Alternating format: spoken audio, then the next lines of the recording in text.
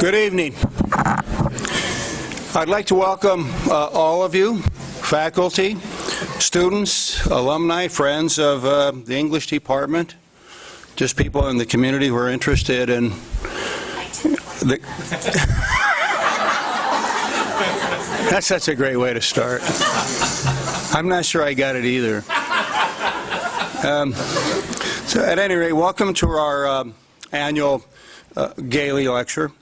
Tonight we honor two English department luminaries, Charles Mills Gayley, memorialized by this lecture, and our own distinguished Professor Stephen Justice, who will deliver tonight's Gayley lecture. It is my happy honor to introduce Stephen. I'm more worried about the duty of introducing Charles Mills. And so I'll admit to a moment of existential anxiety over duty.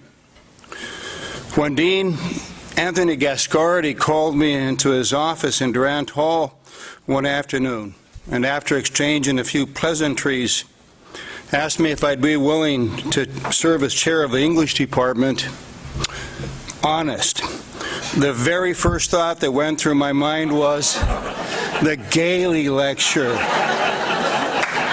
Oh, God, I'll have to deliver the Gayley introduction. So my first impulse was to blurt out, "No thanks," walk quickly to the nearest door, and as the grim prospect continued, it was nearly enough to make me get in my truck, disappear into the Nevada desert with a bottle of Jack Daniels, a pack of Marlboros, and enough tamales and cold beer to last until things blew over. But here I am, honored, in fact, to be chair in a line that, for our purposes tonight, reaches back to 1889, when Charles Mills Gayley left the University of Michigan to come to Berkeley to serve as chair of the then small English department. So, as chair, one must start with the Charles Mills Gayley biography of 1943 by Benjamin Kurtz. It sits on a shelf in the chair's office. It waits for its next hapless victim. It's a small green volume, only about 5 by 7 inches in diameter, 283 pages. It's green, but the more you look at it, the more neon it becomes and pulsates, such that the small book continues to serve as a reminder to the chair of this duty coming this spring. So I discovered that Mitchell Breitweiser's signature is in red ink. Here, if you open this, it's Mitchell Breitweiser, and I'm thinking, well, what's this all about? So I called him and asked him. He says, yeah, I picked up that little book at a bookshop in San Francisco that was going out of business. It was called Albatross Books. Albatross, shit, that's just great. So as weeks went by during the fall semester, the small green book grew larger and larger as I deferred and deflected and found yet another excuse to delay the inevitable. One evening, however, as this moment drew dangerously close, I took the small book home, poured a glass of whiskey, and started. Written as an academic hagiography by Kurtz, the biography charts Gayley's genealogy in an Irish-American family from the mid-19th century, when he was born in Shanghai province in 1858, to his death at his home, in his home, at the corner of Piedmont and Durand, where he had a grand home to which the entire community of Berkeley was on one occasion or another invited. So opening the Gayley biography, one can understand why he might have been resistant.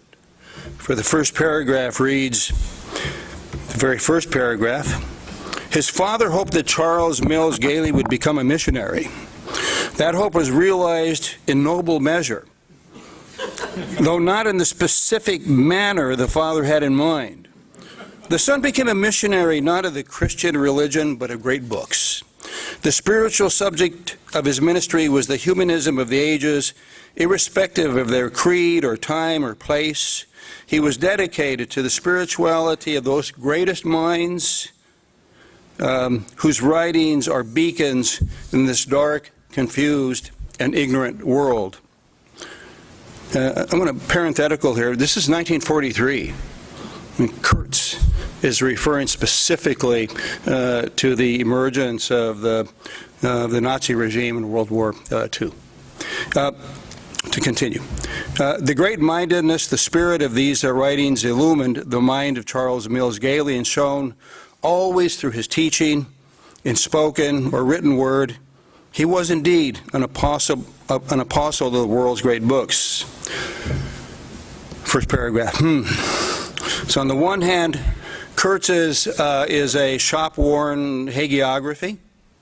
On the other, it is an alum's affectionate celebration of Gayley's enormous energy in teaching the great books to Berkeley students in small numbers, lectures that began simply enough in the classroom.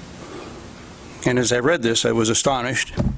And over time turned into literary orations held in the Greek theater before thousands of students, alums, and people from throughout the Bay Area, both on his literary scholarship, his readings of a wide group of poets, and his political orations, both on the Irish question and on the forces in play during just before World War I. So over the course of some 40 years, Gayley played a major role in shaping the department and the campus. He not only met students in the classroom, but invited them to his home, traveled with them to debate meets. In fact, he no sooner arrived in Berkeley in 1889 than he started the first Berkeley Debate Club. And he was as much a sports as debate enthusiast, writing songs, many songs, for the Blue and Gold Chorus, the Blue and Gold magazine, the football team.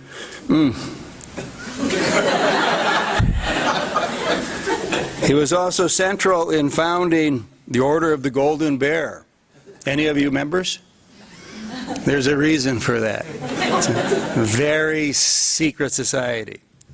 He also was responsible for getting Senior Hall built for their special secret meetings.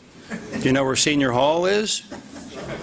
Senior Hall is that big log cabin between the faculty club and the women's faculty club that we have walked by for decades, not knowing what transpires in there and never being told.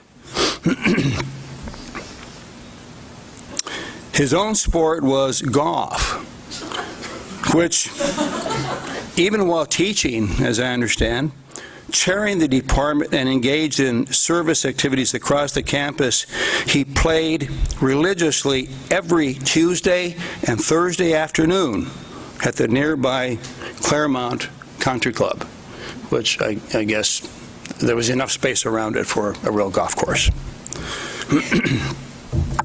And as Kurtz writes, nothing short of death interfered with these games. Most of all, of course, he lectured and wrote on the Greek and Roman classics, on myth and English literature, on English comic drama. He wrote a book titled On the Methods and Materials of Literary Criticism, another, The Principles and Progress of English Poetry, another, Plays of Our Forefathers, another, The People's Poetry. I suppose that the 60 or so of us in today's English department constitute just one of Gayley's successive generations of apostles who remain committed to teaching our students to read closely and fully If we teach the world's great books, we also argue over which books those might be and why. And it seems to me that this sharp intellectual inquiry and the kind of eloquence and engagement that I see in the department today is part of the DNA that begins with Charles Mills, Gayley. So for me, what started as resistance and knowing more about Gayley soon turned to fascination. I want to spend just a few minutes outlining two periods of his life that I think account for, well, something. These are the kind of things that bring me near to a topic that at the outset I dread. The first is that he's a member of an Irish generation that survived the Great Potato Blight. His father was born in 1828 at Creevy near Magheracrigan. And from the period between 1845 to 1851, remember that nearly 1 million Irish died of starvation and sickness. Gayley's father survived very probably because, like immigrants before him, and like immigrants today, he left his blighted homeland, emigrated to the U.S. in 1847, quite simply to survive. However, over the next 10 years, he also studied at the secondary and university level for the Presbyterian Gospel Ministry and signed up for the foreign missions in 1857, assigned to the province of Shanghai. His wife, Sarah Mills, who he married when she was only 19, they were no sooner married than they sailed to China. And this proved to be an evangelical proving ground, a culturally and materially dissonant reality that met them at port and would put faith into contest with that material reality. So this is something that I found fascinating, because it was in this city, described by Kurtz in the following typically xenophobic ways.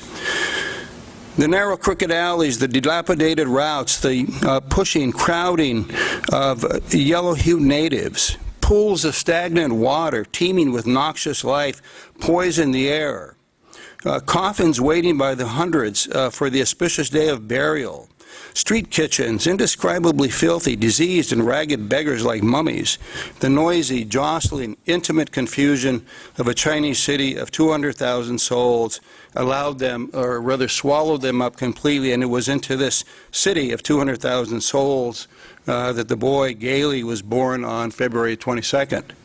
This was 1858. February 22nd was also George Washington's birthday. Friends suggested that he be named George Washington Gayley. Now that would be a name that would produce a different set of introductions here tonight. But luckily for us, his father refused the patriotic gesture and named him after his brother and best friend, his brother-in-law and best friend, Charles Mills. So what I found compelling, beyond the quibble of his name, is that Gayley was literally born into the colonial matrix, into the successions of power that had been articulated across the Asian continents. The father took, this colonial enterprise took the form of evangelical zeal in bringing Chinese to Christianity. But nothing at his preparation for the ministry could have prepared him for the reality, for the difficulty, for the misery that was to follow. The family, over the course of 2 years, while Charles was 6 months old and then 18 months old and finally 3, all were sick from dysentery, cholera, smallpox, food poisoning, fever, and chills of various kinds, such that this part was just astonishing to me. Everyone was sick, and yet Sally, the mother, was also pulling herself up from the sick bed to take care of everyone.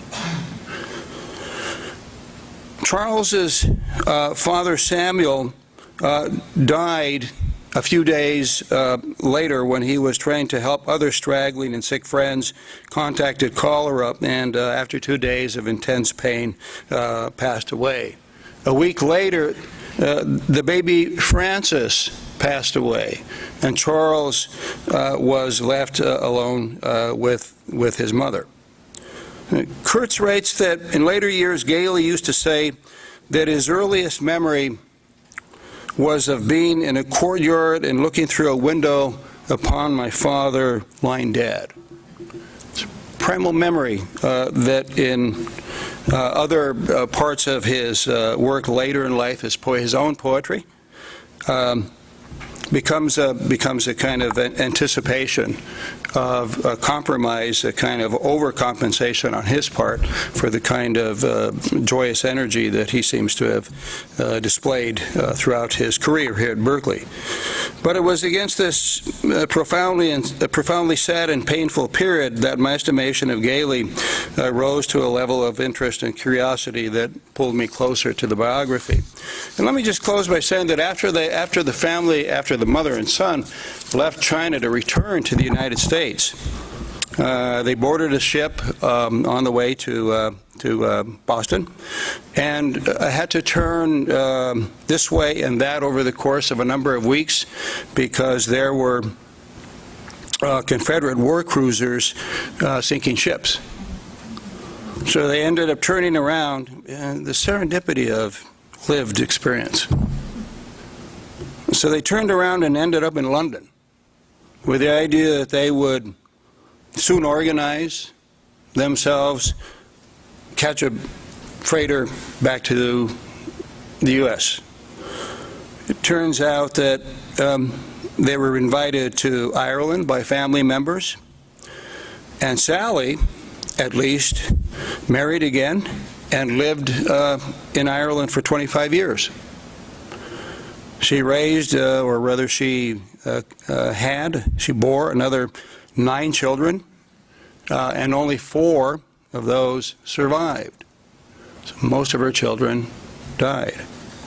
Charles Mills came to the U.S. when he was 17, moved immediately to Ann Arbor with an uncle, and began his studies at the State University of Michigan. He distinguished himself almost immediately as a Latin and Greek scholar.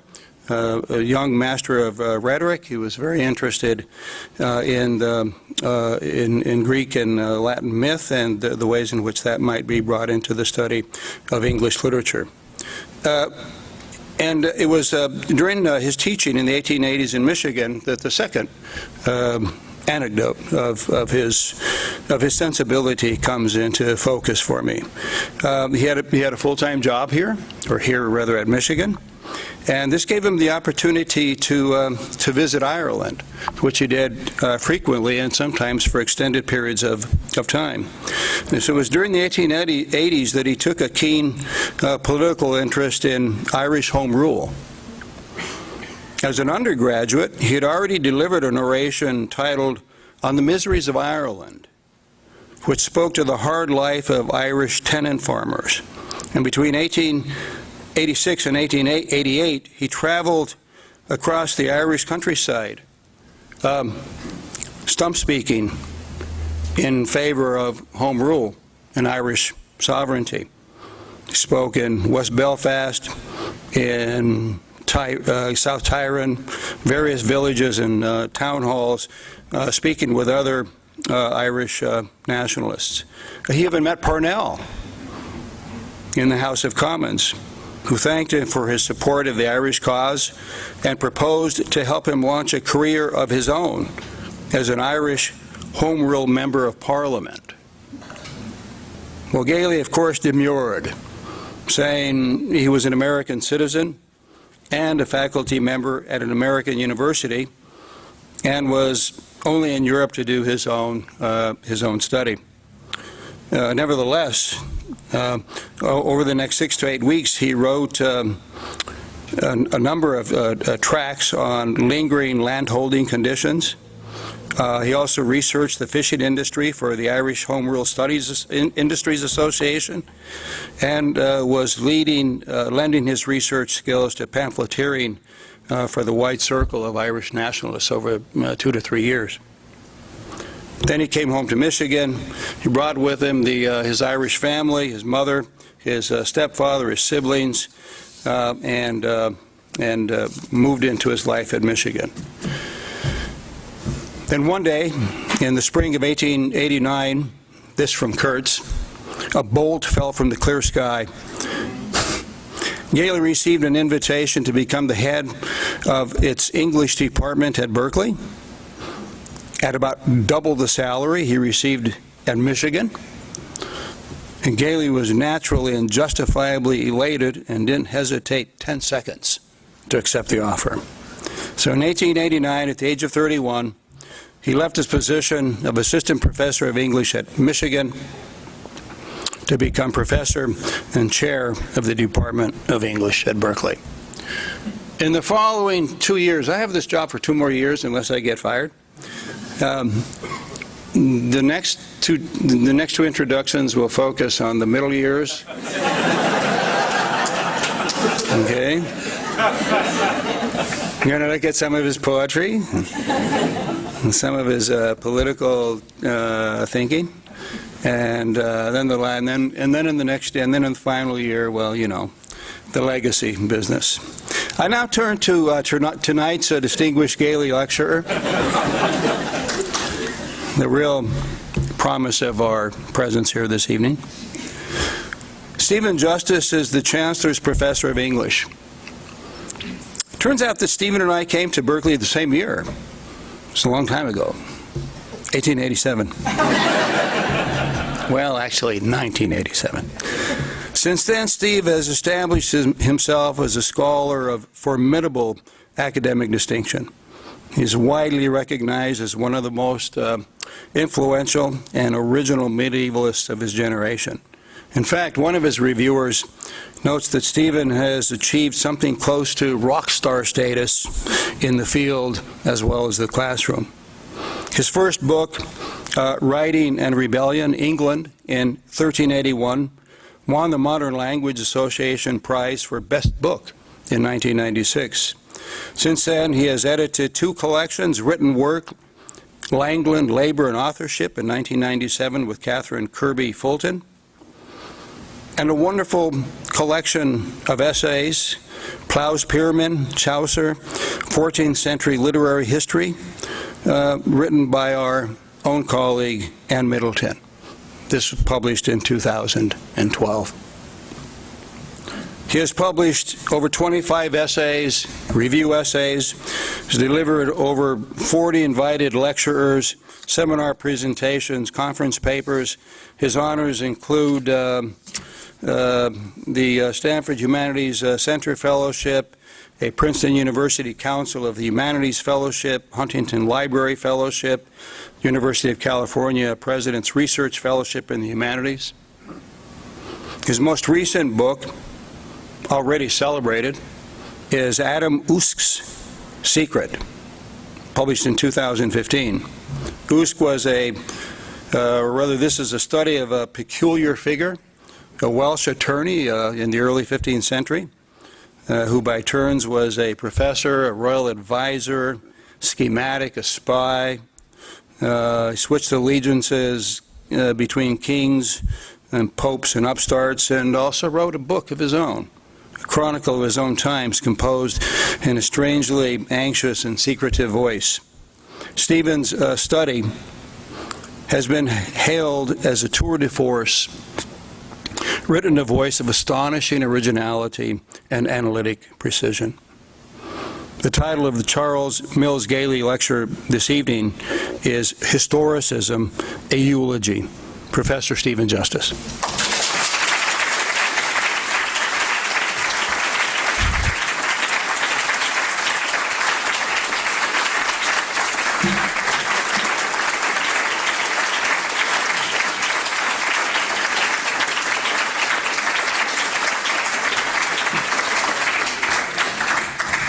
Well, no thanks to Genaro for delivering an introduction far more engaging than anything that I will have to say, but my thanks to him for the very gracious words about me, for the tactful way that he pushed the microphone down to a level appropriate to a short guy,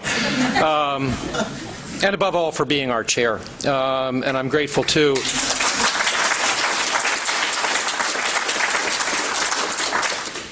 And I'm grateful, too, to the department, of course, for conferring the honor on me. In strict honesty, I never imagined being tapped for the Gayley Lecture, partly from personal insecurities that could be of interest at most only to myself, but mostly because of the towering example of the colleagues who have given it before, starting with the very first one I attended 28 years ago, in the year that Genaro recalled a moment ago. As a first-year assistant professor, just 30 years old.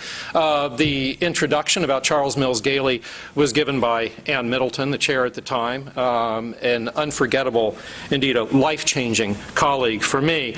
And the lecture was given by Stephen Greenblatt. The event brought home to me, as so many things had done that year, that by lucking into this job, I made it to the best department in the country, the one pushing along the most exciting possibilities in the discipline, and not least that turn to historicism that would become the most important development in a generation. I realized that here, I was not just here where I could wrestle with something I've been wrestling with for a few years. I could watch it happening as it discovered what the next thing was to do. That was the spring of 1988. Spring of 2016, a couple months ago, the Middle English group of the Modern Language Association asked me to join a panel on the topic post-historicism. Rumors of historicism's demise have been circulated for some time, but for the prefix post to be inflicted at the MLA by medievalists might be thought a triple certification that finally slipped away during the night. What we used to call historicism back when it was young, and call historicism again now that we gather at its grave, in between we mostly didn't call it anything, was never a theory, it was a settlement, a way of doing business. The new critical settlement that had preceded it in the in the later part of the 20th century had tended to treat literary works, as stuff we all know here, as things both freeing and free, imaginatively liberating, indefinitely interpretable, and relatively unpressed by political and economic necessity. In this view, money, marriage, harvests, violence, taxes, diseases, crime, the material of ordinary life were just material, givens, data. They might affect how literature was produced, they might supply it with matter, but they were themselves chiefly the dull, inert, transitory setting from which literature emerged, vital and complex. The great turn of historicism was to treat the literary work as something woven into the fabric of social life, not floating free of it. That didn't make it less complex, less interpretable. It made everything else more so. You could read a poem as intricately as you ever did, but you could also read a riot just as intricately.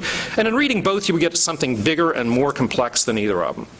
By treating all those things, poems and money and harvests, as discourse, it could pry at the historical conditions that structured all discourse.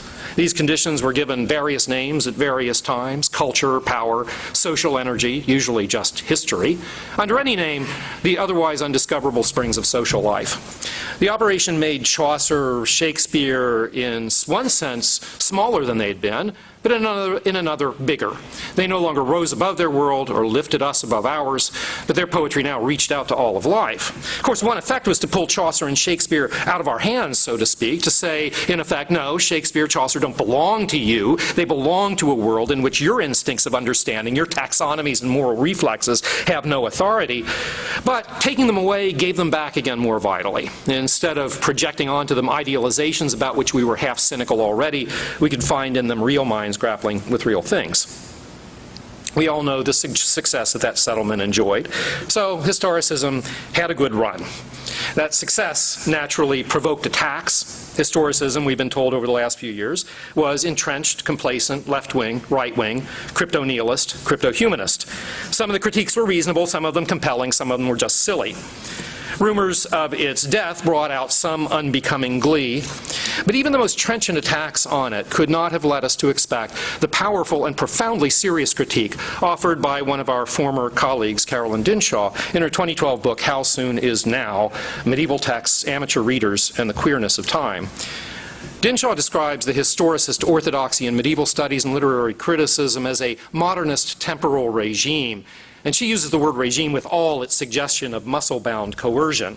Historicism's insistence that the past is a different world, that we can make no sense of it unless we painstakingly learn its codes, she describes as a mechanism of exclusion. It checks scholarly credentials at the door of the past and bounces anybody who won't submit to a lockstep discipline of professionalization. Should you fancy for a moment that you just get Chaucer or Marjorie Kemp or a hagiography in our language is merely descriptive, then it's ready to hustle you back into line. It does more than that, she says. It enforces an idea of time that is impersonal, normalized. And since all our experience is temporal experience, it reduces what is most personal in ourselves to the normative register of an administered public history. So, as critics and readers face the escalating demands for ever more elaborate mastery of ever denser and more trivial apparatus, the past becomes something regimented, forbidding, narrow, and so do our own lives. Dinshaw's whole book is a protest. She wants to assert that there are moments of contact, fugitive and uncanny moments, which is part, though of course not all, of what she means by queer, moments when historical difference is not laboriously overcome but seems simply to vanish. She wants people to be able to say this without provoking the taunting formulas. You're essentializing, you're sentimental, you're an amateur. Thus far, Dinshaw. Just between you and me, she is not wrong. After 30 years of medieval historicism, the things we study can seem like small, hard, dead things, extracted with increasing labor but not obviously worth the cost. And yet, her critique misses one thing I want to recall, which is that this is exactly the opposite of what historicism set out to be, the opposite of what it was. The historicist impulse did not sweep a whole scholarly field because it was rigid and punitive. Back in the 1970s and 80s, when it was getting underway, the notion that the past was something difficult and distant, baffling and surprising, something you had to work at, didn't imply the chill regimentation that Dinshaw finds. What it implied was life, an expansiveness, a willingness to bet that searching out the past in its strangeness and intricacy could charge thought and imagination with new energy. So, if historicism is dead, and if we're prone now to remember mainly its vices, I'm here to pronounce its eulogy. To praise its virtues, yeah, but also to recall why we loved it, why I loved it. To recall its ingenuity, its intensity, generosity, its aptness for shared excitement, its craving for the real pulse of real life. Now, I will warn you that I am a medievalist, and it's about the historicism of my field that I'll mostly be talking. There'll be very little here about the Renaissance new historicism, and nothing, I think, about any other. Sorry about that, but it is my field. And it's my field that at the end of the story produced Dinshaw's urgent critique. It's also my field that at the other end helped get the whole thing underway. I warn you also that at a certain point, about 2/3 of the way through, the eulogy turns kind of weird, and celebration will decant into argument. But before that comes along, let's remember historicism. The place to start is 1972, when Paul Zumthor, at the University of Amsterdam, published his great Essai de Poétique Médiévale, an attempt at a medieval poetics. The declarations that began his book hit like lightning at the time. They hit me the same way a few years later. Medieval poetry, he said, emerges from a world that has grown strange to us, a world that has descended into the night of history. That world's strange and dark to us, he says, because it's indifferent to our expectations, our habits of reading. It's not just that medieval readers held ideas different from our own, or that they devised different interpretations of the things they read. They read differently, processed their verbal artifacts, organized their reactions and cognitions in ways nearly illegible to us now.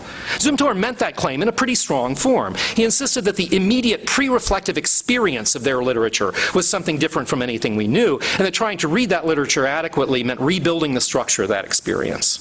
Now, Zumthor was not himself in any sense what would later be called a historicist. In some ways, he was the opposite, a sort of structuralist of the literary field. But his book adumbrated a new notion of what understanding medieval poetry might be. Not mainly a matter of dating texts, tracing influences, defining words, explicating single artifacts, but of finding one's way into the cognitive habits of men and women who experience the world in ways weird and new to us. And to restless younger medievalists, the book marked an epoch.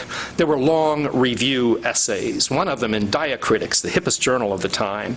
Zumthor was praised for cutting medieval poetry loose from 19th century ideals of high culture and timeless art, the strangeness, the otherness of medieval culture.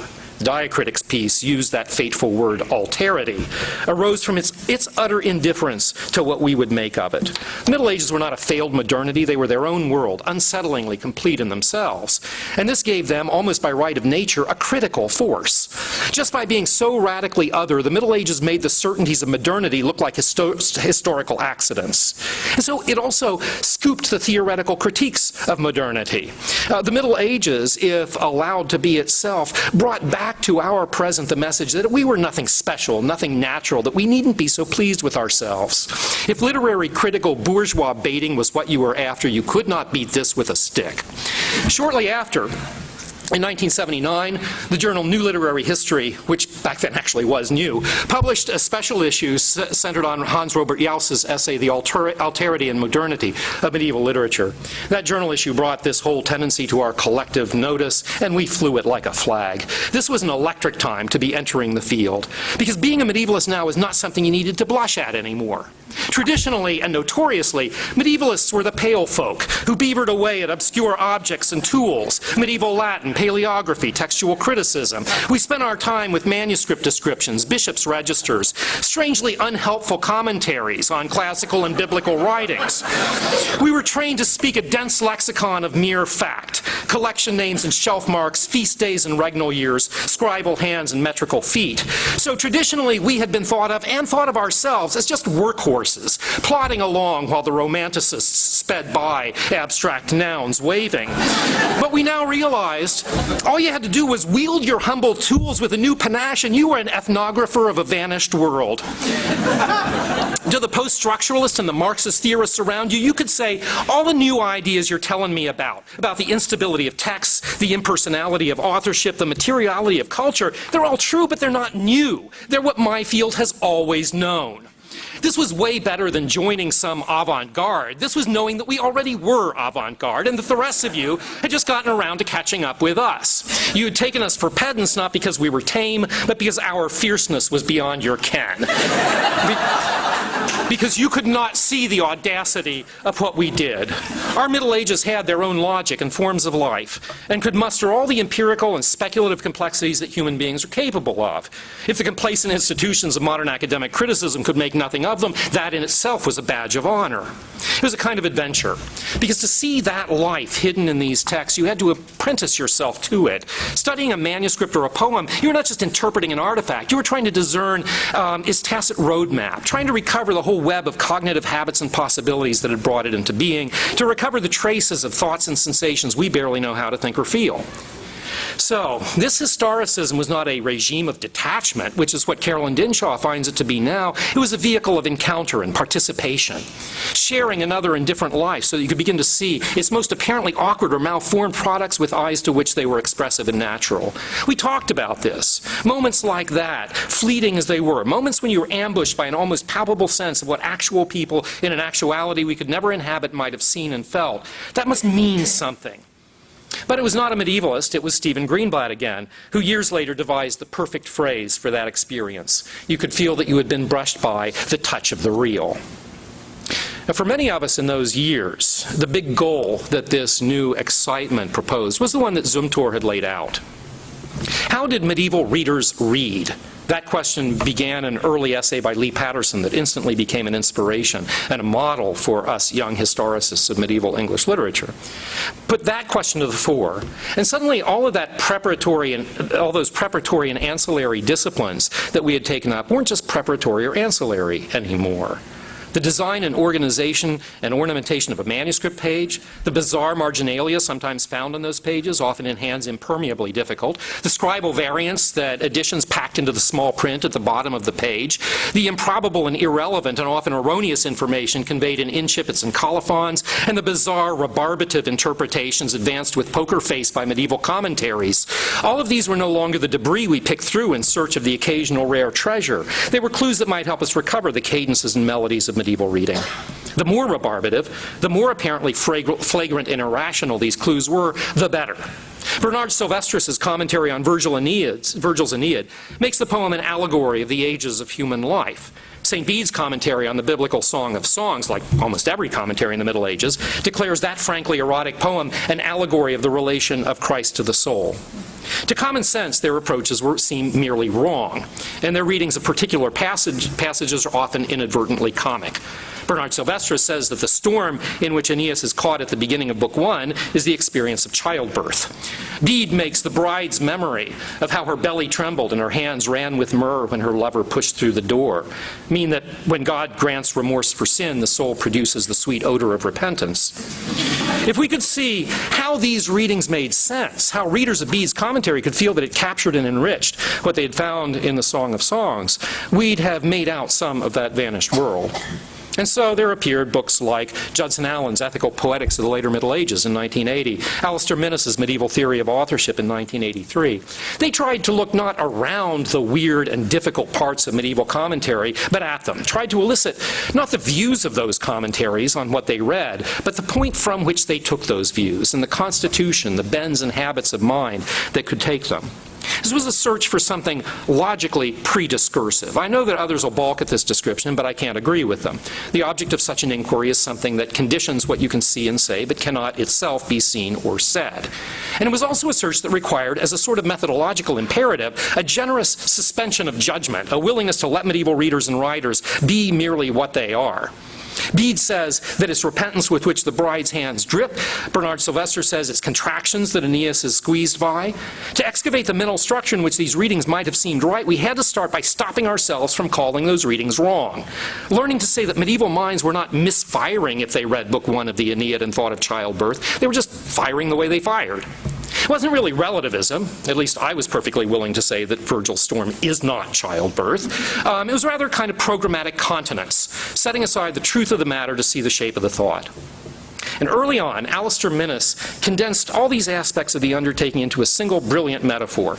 In the introduction to his still superb and still useful book, Medieval Theory of Authorship, Minnis says that his medieval commentaries give us, I'm quoting here, a window on the medieval world of books. To our gaze, he continues, this window may seem small and its glass unclear and distorting, but these, after all, are characteristic features of a medieval window. It's just a conceit, but you can see what it's getting at. First, what medieval eyes saw, the immediate pre-reflective percept, is the figure for what the historicist search for medieval reading was trying to recover. Second, were we just to declare a medieval window a lousy window, we wouldn't look through it. We would pass up the chance to see what those medieval eyes saw when they looked out of one. What happened once this inquiry got going was remarkable. A rich profusion of sophisticated work in rapid development, pushing simultaneously in multiple directions with almost freakish efficiency. I'm going to give a rapid précis of two of the directions that it pushed. I'm mostly not going to attach names to the work I describe here, because if you're a medievalist, you'll know, and if you're not, you probably won't care. From the beginning, the historicist pursuit of medieval reading was tied up with attention to medieval religion. This attention derived in part, of course, from the nature of our sources, so many of them are theological or devotional, but it also was a reaction to a difficult legacy from the generation before. Standing against the learned but rather gentlemanly medieval criticism common in the 1950s and 60s had been the vehement dissent of D.W. Robertson, Jr., evil genius of the Princeton English department. Rather, as Zumthor would do later in the 70s, Robertson in the 50s and 60s claimed that medieval reading was a thing categorically different from modern reading. But, he said, it was different in this. He said that medieval readers instinctively, automatically saw all poetry, the most humane and the most ribald included, as severely intellectual allegories of Christian moral doctrine. Robertson's legacy was both bracing and embarrassing to us in the early 1980s. It was bracing because he had insisted not only that reading was not one single thing, that it changed qualitatively as structures of society changed, but because he'd also said that Christianity was not one single thing, that the Christianity of the Middle Ages was qualitatively different from what you found if you wandered into First Presbyterian or St. Paul's Church on Nassau Street. It was embarrassing because he gave comfort to the idea that the Middle Ages was nothing but Christian, and that medieval Christianity, and therefore the Middle Ages, were themselves a thing undifferentiated by time, place, and institution. It was also embarrassing because he was a pretty crappy reader of poetry. He had to be gotten rid of because of those embarrassments, and he had given us the tools by which the riddance was accomplished. For what he had done to the idea of Christianity, full stop, we could do to his idea of medieval Christianity. We could break it down into more adequately distinguished subcategories. Now, this was a crucial and basic move, which rested on a move more basic still. What allowed us to think that we could tease the reflex movements of medieval reading from medieval religious discourse was the choice to treat religion not as the content or object of representation and reflection, not as a set of truth claims believed and discussed, but as a complex of cognitive habits embodied in social formations, institutions, classifications, rituals. In other words, as a culture. And notice that this is precisely analogous to deciding that we would regard Bede's or Bernard Sylvester's interpretations not as substantively true or false, but as clues to a formal patterning of perception and understanding. To get at such a patterning in the one or in the other, to get at a real lived culture, specificity makes all the difference. Lean on a concept like medieval Christianity and all you've got is a cartoon caption. To see the mechanisms that govern perception and thought, you need to get to a religious expression local enough that it can reasonably be treated not as a descriptive classification, but as an actual cultural form that organized some actual social life. But how local is local enough? It proved relatively easy to dispatch Robertson by observing, for example, that what he had called medieval Christianity represented more an Augustinian patristic Christianity of the 4th through 6th centuries than the Christianity of which Jean de Meun and Dante and Chaucer were Christians.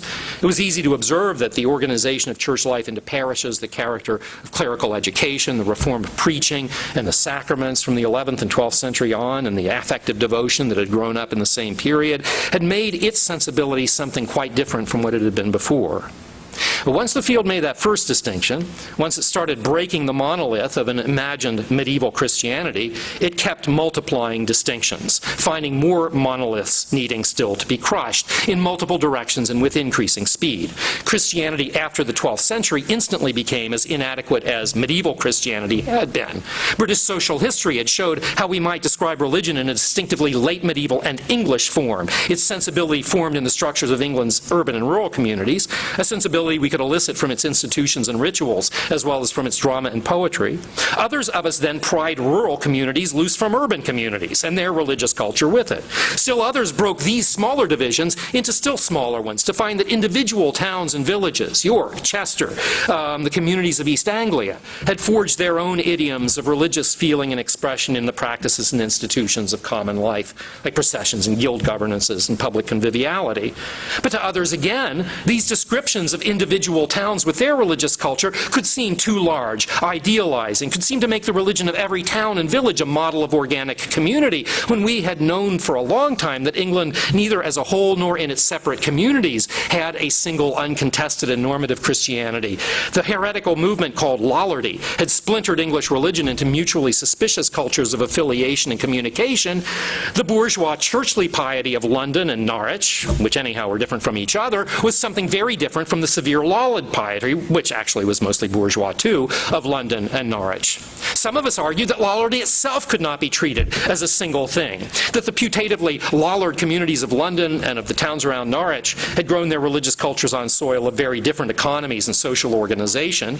But even qualified like that, the story of orthodoxy struggles with Lollardy seemed to imply too tidy a distribution of religious cultures, pointed to the massive variety of intensely cultivated forms of piety and speculation in late medieval England, each of which, though scarcely more than microscopic filaments of devotional and doctrinal commitment, hardly a culture in any normal sense, still could be treated as a culture, as a system of habituation expressed in and inferable from its artifacts. One more instance, a little shorter, this one. Religion was an obvious setting for an inquiry into medieval reading. Material objects that were read, medieval books, were more obvious still. And I'll more briefly sketch some scenes in the development here, the development from large generalizations to rapid differentiation that we saw in the previous instant. Books in the Middle Ages were, of course, manuscripts, copied by hand, produced singly. The traces of design and use they bear are the marks of readings anticipated and readings performed, so that in their very nature they promise some clue to the ways in which they were and were meant to be read. Every new copy of every text introduced variants. errors, malicious or well-meaning improvements. And Paul Zumthor had famously claimed that medieval readers knew that every copy differed from, knowing that every copy differed from every other, did not imagine that any copy pointed back to, was rooted in, some stable original, and thus thought of text in ways radically different from the way we moderns did. This same condition of scribal variation, though, offered itself not just to frame what all readers of all manuscripts would expect of all manuscripts, but also how the makers of those manuscripts gave special evidence for the character of reading. Scribal variants registered several different kinds of reactions to the text copy: plain errors, well-meaning improvements, bowdlerizations, omissions, so they could serve as exemplary data for the reactions of medieval readers. Here we could simply make scribes readers whose reactions got preserved. Increasing attention to the history of bookmaking allowed finer classification of how, as the makers of books, scribes devised means to make those books usable, means that thereby testified to the kinds of use that books might hope for.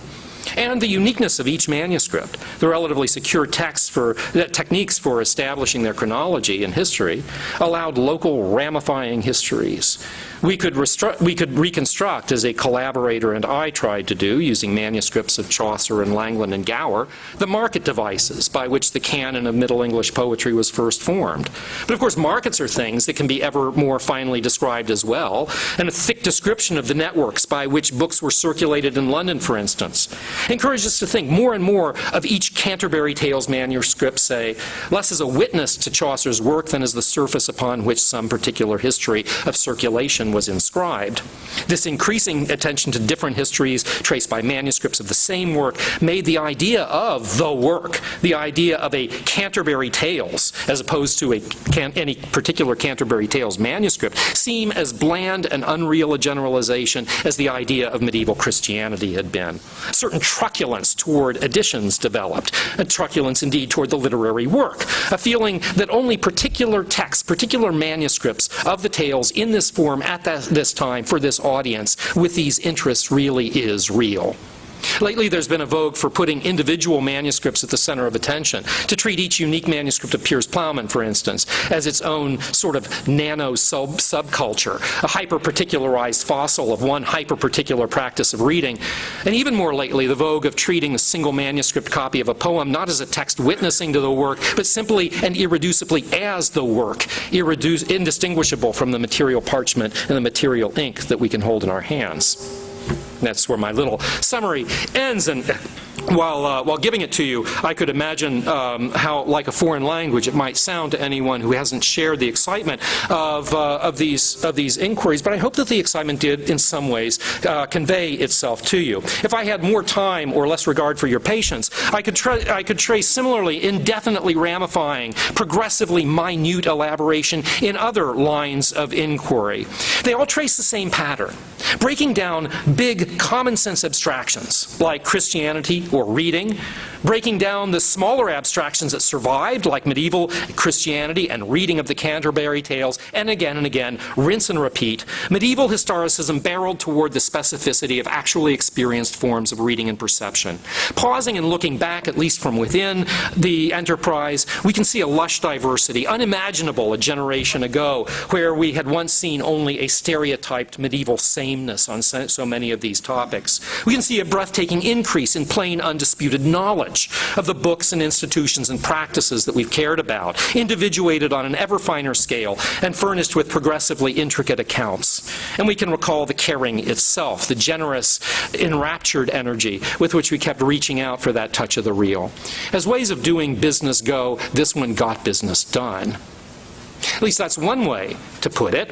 Step outside participation in that inquiry.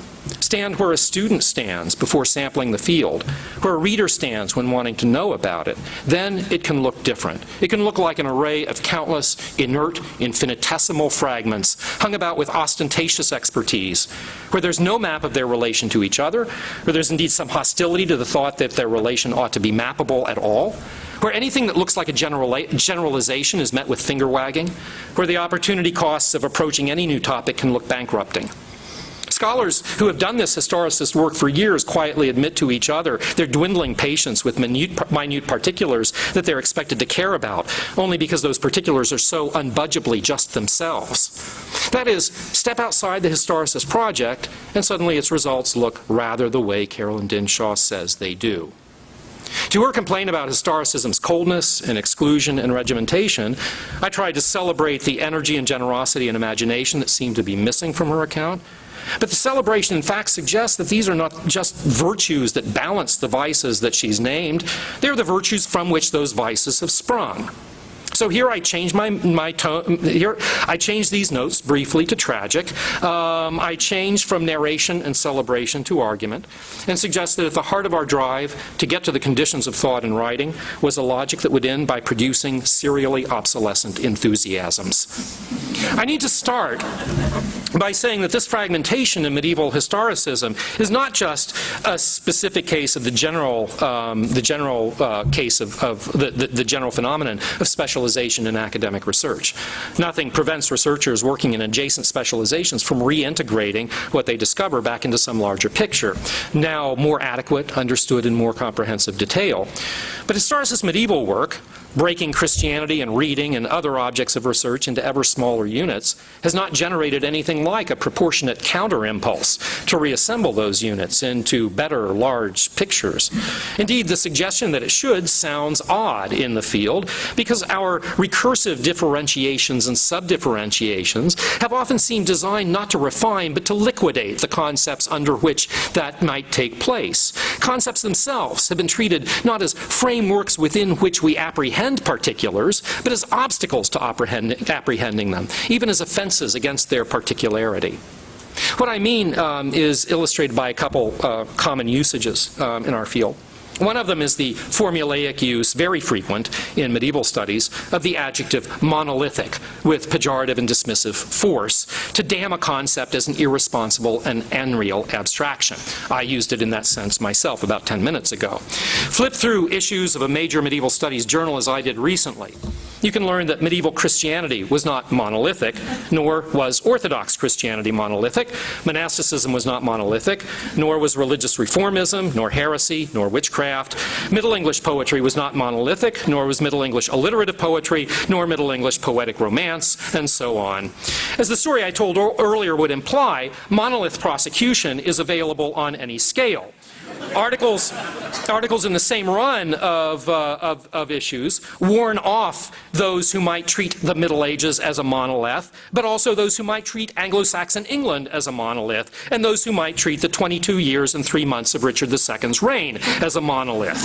The pejorative use implies that any summary characterization of the medieval or Anglo-Saxon centuries or the years of Richard's reign falsifies the variety that might be found there, rather than naming a property they share within that variety.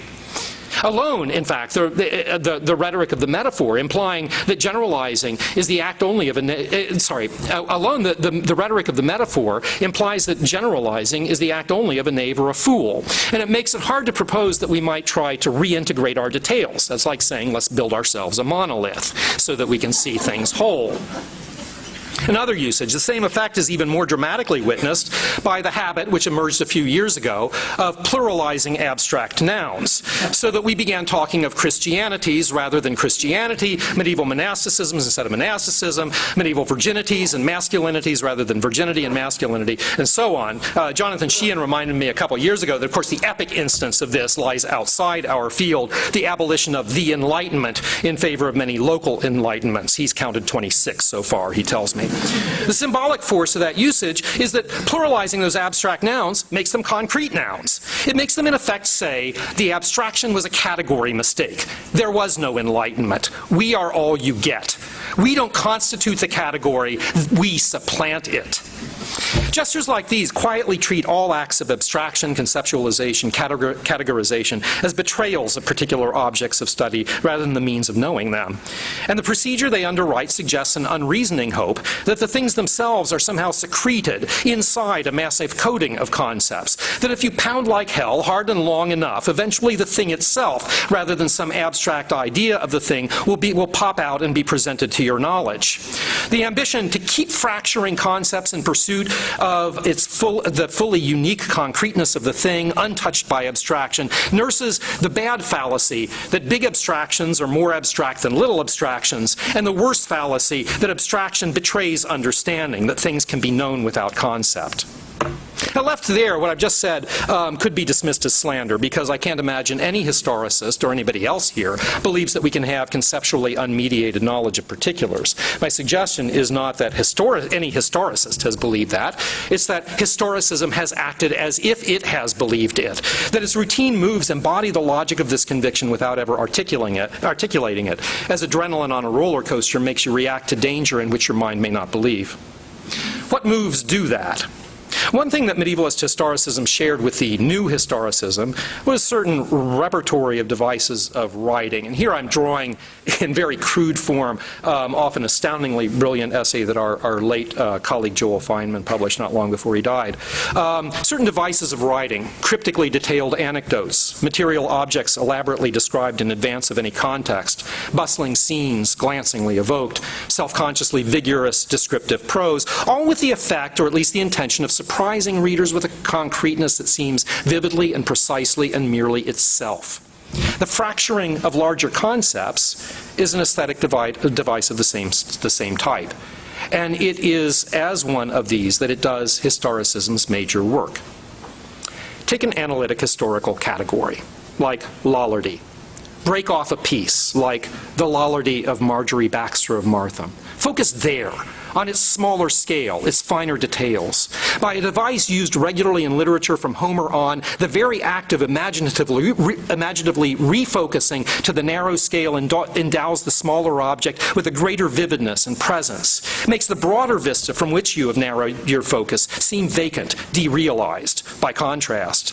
The process of historicist subdifferentiation makes a particular vibrantly concrete by rescuing it, shearing it off from something more general, more familiar, more abstract, and the generality and familiarity are the foil against which the new concreteness and vibrancy flash out.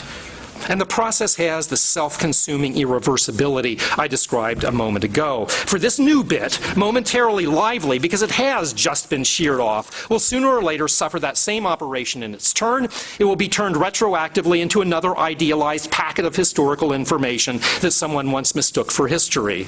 As the process continues, it litters the landscape with little chips of dead superseded alterity, broken down in the quest for live experience, which will themselves be broken down in turn for the same reason and with the same result, leaving behind the deepening powder of historical knowledge ever more finely pulverized. This device of composition and the sensation of vividness it created was crucial in the work of historicism because it bridged a gap that no argument could cross, right at the heart of the historicist project. In 1988, another Wheeler Hall colleague, Carolyn Porter, published an essay called "Are We Being Historical Yet?" This brilliant polemical essay forced the recognition that we desperately wanted history but could not say what it was, that our historicism was a desire for an unknown object. How could you know how could you ever know that it had been found? More particularly, how could you measure any demonstration against a criterion that nobody could produce? Recall Alistair Minnis's medieval window.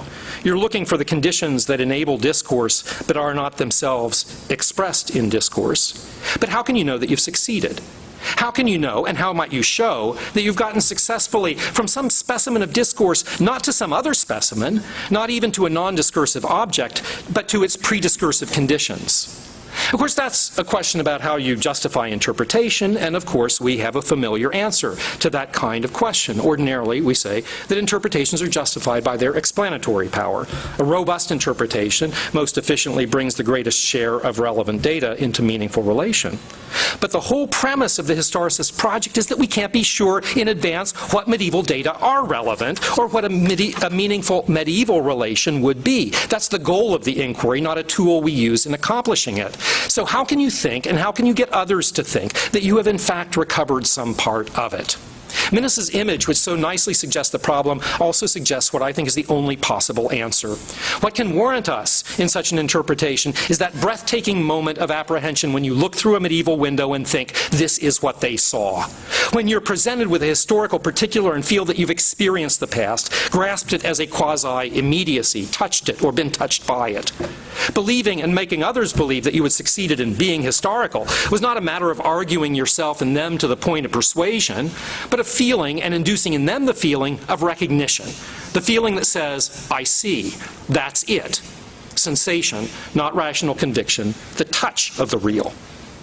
Now, if I were to extract from the last 3 paragraphs a sketch of what we might call the phenomenology of historicism, its lived experience reduced to schematic and logical form, it might go something like this. The logic of its inquiry and argument had the urgency and directionality of desire. The desire was for a sensation of the real. The real sought in sensation was a sheer particular of a status epistemologically unspecified, though articulable as history, that the energy of this desire escaped theoretical regulation. But describe it this way doesn't sound like the historicism that Carolyn Dinshaw attacks. Sounds like what Carolyn Dinshaw wants instead of historicism. I assume it was obvious to everyone here from the start that I was going to be concluding by saying that historicism isn't dead after all. Historicism articulated its desire as history, but pursued it as the punctual encounter with what seems to escape capture by the concept. So any criticism that tries to fix and explore the fugitive attachments that emerge in reading, criticism of which Dinshaw's is an exemplary instance, might look more like historicism's legitimate heir than like its usurper. So, historicism, not dead yet. But honestly, who cares if it's dead?